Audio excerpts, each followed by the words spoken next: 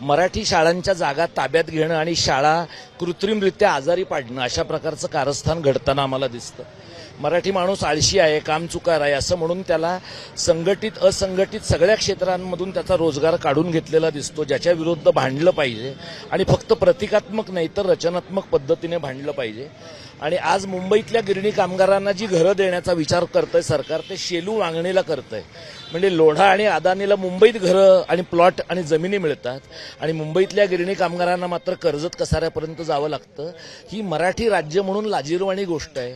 तर हे सगळं लोकांच्या समोर यावं आणि गेल्या 10-15 वर्षात या पाडव्याचं रूपांतर हिंदू नववर्षामध्ये करून अहिंदू लोकांच्या वर्जनासाठी वगळण्यासाठी या दिवसाचा जो वापर होतोय तो मोडीत निघावा आणि सर्व धर्माच्या सर्व जातीच्या मराठी बोलणाऱ्या लोकांना एका व्यासपीठावर आणता यावं म्हणून हा प्रयत्न आम्ही. त्या निमित्ताने हा सुद्धा मुद्दा उपस्थित राहतो ना की चाळीत राहणारा मराठी माणूस जर टाउनशिपमध्ये राहायला गेला तर हे तर विकासाचं लक्षण आहे.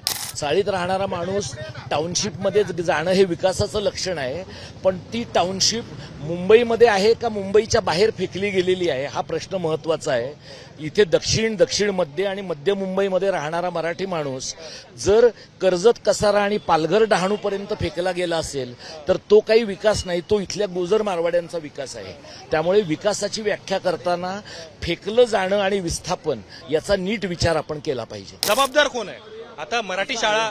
असं आहे की जबाबदार सर्व प्रकारचे राज्यकर्त्या वर्गातले लोक आहेत आणि आताचा जो अभिजन आहे आपला, ज्याने मराठी व्यासपीठावर मराठीचा फायदा घेतला पण प्रत्यक्षामध्ये मात्र मराठी जीवनमानामध्ये व्यवहारामध्ये आणली नाही, असे सगळे दोषी आहेत.